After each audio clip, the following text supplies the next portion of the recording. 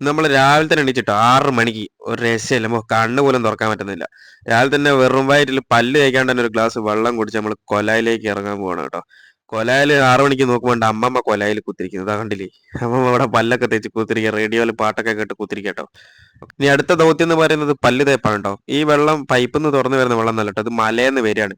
ഇത് നല്ല തണുത്ത വെള്ളം, പാറേൻ്റെ ഉള്ളിൽ കൂടെ വരികയാണ്. അപ്പോൾ ആ വെള്ളത്തിലൊന്ന് മുഖം ഒന്ന് കഴിയാൽ നമ്മളെ ബാക്കിയുള്ള ഉറക്കം കൂടി അങ്ങ് പോകും.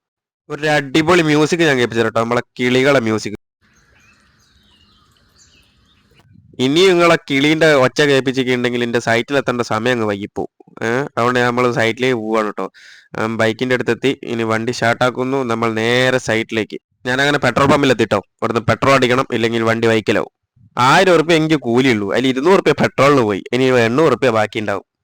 ഈ പന്തീരങ്കാവാണ് പണി, അതുകൊണ്ട് 200 ഉറുപ്പ്യക്ക് പെട്രോൾ അടിച്ചില്ലെങ്കിൽ ചിലപ്പോ അടുത്തൂല, തിരിച്ചിങ്ങോട്ട് എത്തണ്ടേ. അങ്ങനെ നമ്മൾ പണി സൈറ്റിലേക്കുള്ള ഭക്ഷണം ഇവിടെ തന്നെ വാങ്ങി പോവാണ് കേട്ടോ.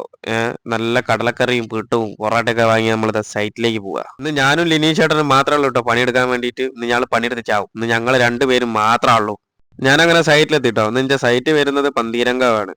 ഇവിടെ ഇന്നത്തെ ദൗത്യം എന്ന് പറയുന്നത് താന്തൂർ സ്റ്റോൺ വിരിക്കുക എന്നുള്ളതാണ്.